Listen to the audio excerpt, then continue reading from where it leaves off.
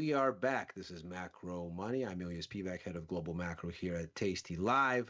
And stock markets are a little bit wobbly today, even as bond yields slow down a little bit on their relentless march higher. And we are facing what is perhaps the first bit of really impactful macroeconomic data to hit this week.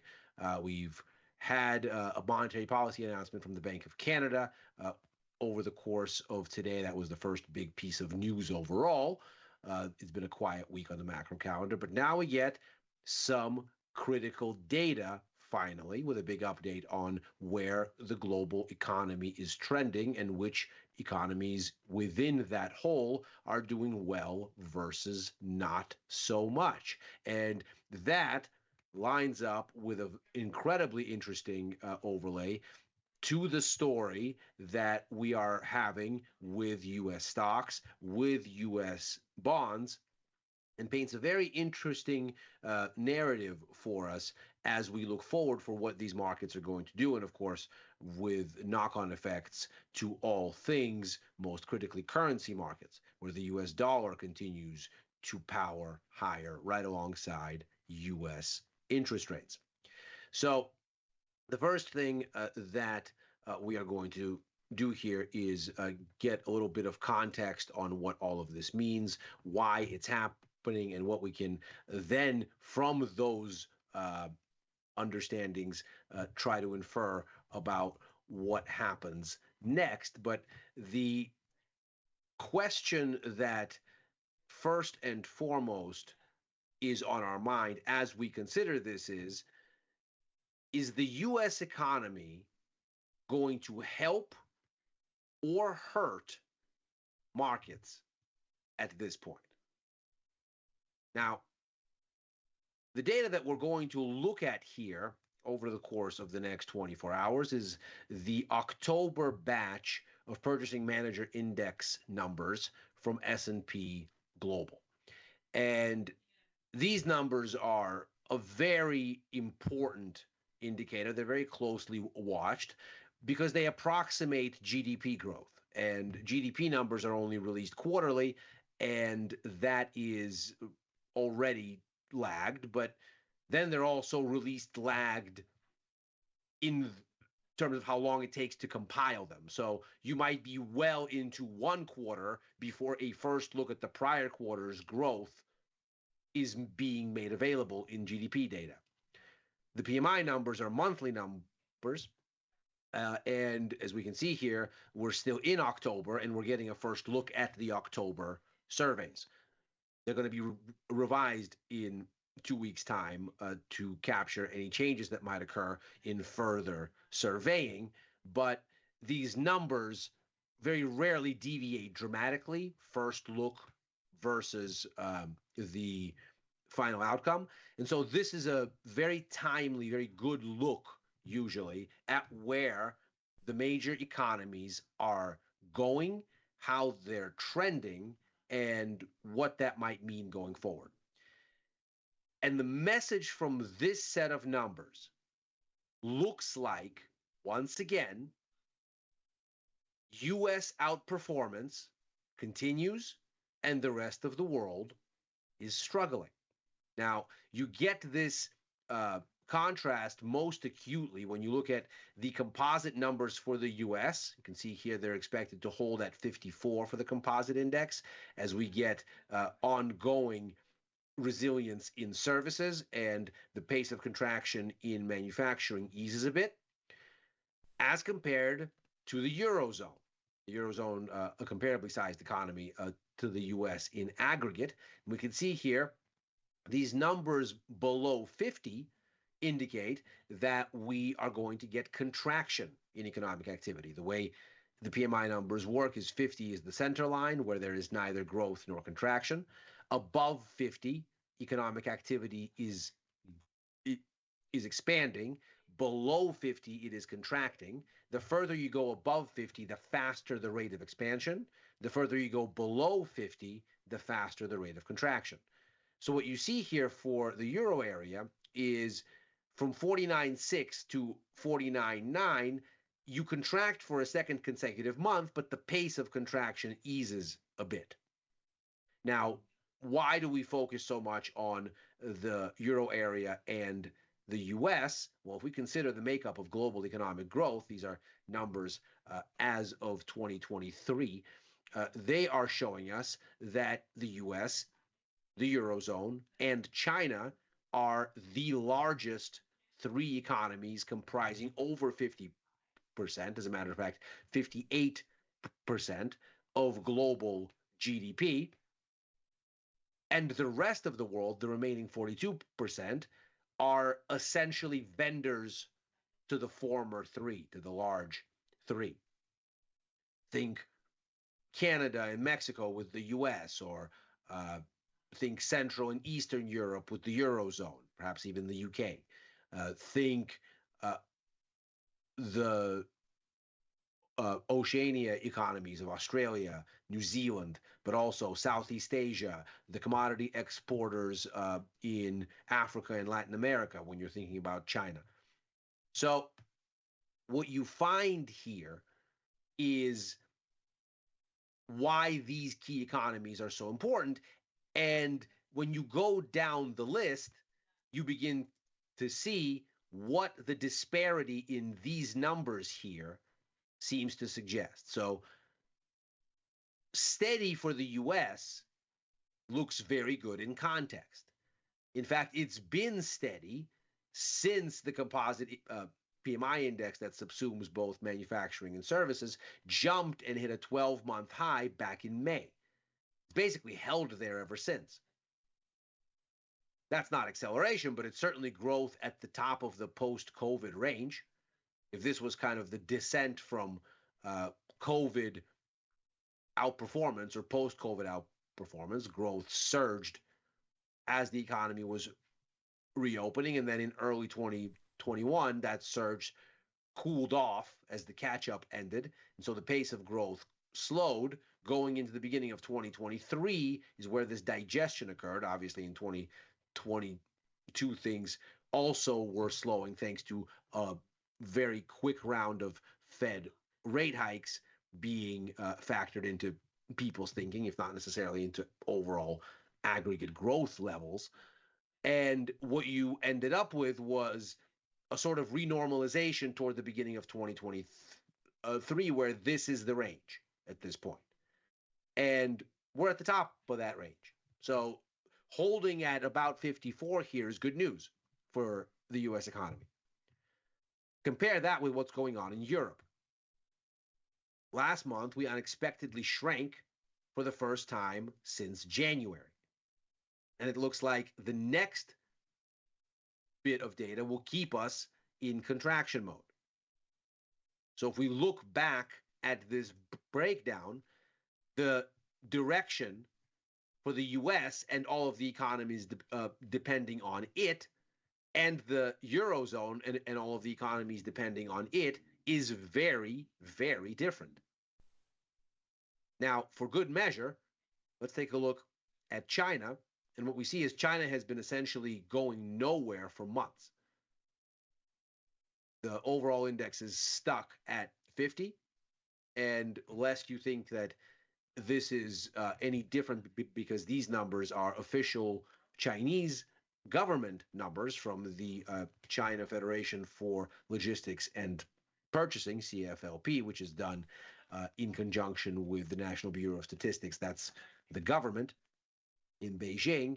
The S&P Global version of these numbers tells the same story. There's a little bit more volatility in the recent months here. This upswing looks a little bit sharper and the downswing looks a little bit sharper thereafter. But those numbers too, S&P Global Caixin PMI numbers, they show that economy is at standstill, and we're not going to get their update for October this week. That comes a little bit later, but the story is the same. In fact, we can see the disappointed sell-off in Chinese equities after the recent announcement of stimulus that doesn't seem to do anything in the direction that the markets actually want to happen, which is fiscal demand creation, and instead are more inducements on the monetary side. all of those things clearly not lining up to boost growth in an economy that for 5 consecutive quarters now has experienced economy-wide deflation. The PMI numbers, of course, tell that story. There's no demand and things are stuck. So when, again, we look at the whole pie here, we have this part of the pie doing well and this part of the pie misfiring. Now, because the rest of this piece here depends on the former three for demand largely, you might expect that those economies that are doing relatively more business with the Eurozone or China might be harmed. Those that are doing relatively more business with the US might fare better because all of this US robustness is spilling over, perhaps. Well, not so much. Here is the global PMI data set, and we can see that here things have been slowing since May. Now, we're still growing, but barely so. We're almost significantly lower on this index now, about 52. That's down from closer to 54. And this is actually the lowest that we've seen it basically since the beginning of the year. So a significant downturn here. Now, needless to say, this raises a question. How come, if the U.S. is doing so well, and it is the largest piece of this pie, how come its outperformance is not fueling better global growth outcomes? How come this is a bigger weight on the downside than this is a catalyst on the upside? And some of the story, surely, is in what it is that the robust American economy is consuming. If we look at the latest PCE inflation data, we can get a flavor for exactly what's going on. Most inflation at this point lives in the service sector. Now, there was an upswell on the goods side. This is core goods right here, right out of the pandemic into the beginning of 2021. We, of course, know that when everything was on lockdown, tons of spending shifted from services, which couldn't be had during the lockdowns, and toward goods. That is, those things that can be put into a cardboard box and sent by, oftentimes, Amazon to one's doorstep. So there was an upsurge in goods demand, but that has since fizzled. This is implied, of course, because when we look at how much of a contribution services made to overall inflation versus how much goods contributed, we can see that there's obviously demand that's bidding up the price in services and not that in goods. So demand there is implied as weak. In fact, in the latest numbers, of the 2.2% overall year-on-year rise in inflation, services contributed almost 1.7%, whereas goods actually detracted about 0.1%. The price of goods is actually falling at this point relative to a year before. So this tells you an interesting story. It tells you that while the U.S. is booming, its consumers are mainly buying things domestically because the spending is focused on services. And U.S. imports are typically of goods. In fact, if we look at the top categories for U.S. Imports, it's cars, broadcasting equipment, clothing, computers. So, needless to say, not services. So while the U.S. is booming, it isn't booming in the places that would shift demand and uplift these economies outside of the U.S. Now, this is to some extent, from an optimistic perspective, a situation that portends improvement. We take a look at the split between spending on, or at least the price implied spread between core services and core goods from that same PCE data. Essentially, we're just taking the difference between this and this. And we can see that the tilt in favor of services is at this point way off the historical average, going all the way back to 1960, and is at the highest in almost 2 decades. To the extent that there might be some reversion to the mean here because U.S. economic growth is making U.S. consumers richer. In fact, wages are growing at almost twice the rate of inflation at this point, 4%, give or take, for wages, and as we just saw, about 2% and some change for inflation. If that is something that continues to improve incomes and affordability and starts to push U.S. consumers toward reshuffling their mix and buying more goods again, then this might shift and the uplift from the U.S. might extend out to more of the world economy. The pessimist would argue that before that has a chance to happen, higher U.S. interest rates are going to end the party. And we see that when we consider that with this upswell in U.S. economic activity and with now a run of quite a few better than expected U.S. economic indicators, be it the latest inflation data, retail sales data, employment data, we end up with the expectation that the Fed is going to be in a less firm position to cut rates next year. In fact, we can see the bond market is showing us inflation expectations are rising. The slope of the yield curve is steepening and is now near its steepest in almost 2 years here. The peak here is 19 basis points, and we're within a hair of that. That's telling us that long rates are going to be higher than earlier expected. And we see in that steepening the expectation that the Fed's calculus next year might not be as dovish as first it seemed when the Fed cut rates and updated its forecasts mid-September. The very quick rise in gold speaks to the same story. It speaks to reflation and probably the need for higher rates.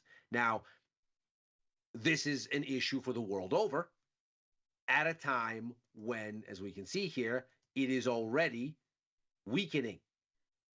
And that's because when the Fed is guiding interest rates higher, and we've seen that, of course, already, then we get the possibility that we hurt the world economy with higher borrowing costs at a time when it can least afford. As a matter of fact, we know at this point that global interest rates have already started to tick up in response to what's been happening in the US, and that's because the US dollar is the ubiquitous unit of global commerce. And so when you end up with markets shifting to higher interest rates on dollars, that ends up being higher borrowing costs everywhere and on all economic activity for the most part writ large, unless you're North Korea or Iran, perhaps, maybe Russia at this point.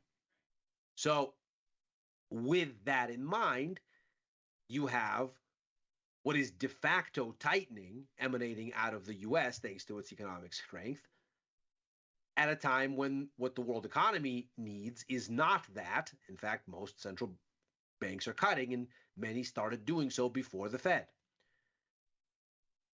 So which one of these versions happen if, as has been the case recently, U.S. economic data tops expectations, or at the very least locks in this disparity and says the U.S. continues to outperform by a long margin? Well, if we look at what the near-term price action suggests, here is the 10-year yield here. We can see since the beginning of September, yields have been sharply rising. This is the 10-year future here. And that, of course, reflects that same steepening of the yield curve we just saw.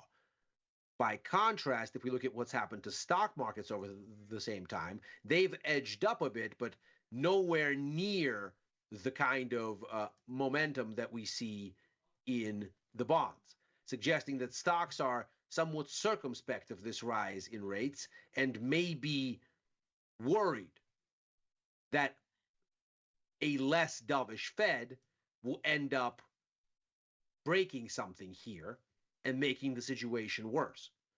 That, of course, bodes ill for multinationals that tend to make up the bulk of major US stock indices. And so, if we were to get PMI data that surprises higher here, yes, that would be tremendously good news for the US economy by itself. But what it might suggest is that this divergence between the US and everybody else is going to deepen, leading US rates higher and leading global rates higher. And while that may be okay for the US, for the world economy, that might be very painful indeed. And stock markets might have to reckon with that. And this is is macro money for today. I'm Ilya Spivak. We're here every Monday through Thursday, right after overtime, a show that I co-host with Dylan Radigan and Chris Vecchio, looking at the Wall Street close and where things may go thereafter. I'm on later today in just 30 minutes time with Victor Jones for the Price of Truth. I'm on with Chris for the Futures Power Hour show Monday and Friday. On with Victor again for with Tom for First Call on Sundays. Writing for the news and insights portion of tastylive.com and commenting on the platform formerly known as Twitter at Ilya Spivak. Thanks very much for joining. Macro Money's back tomorrow.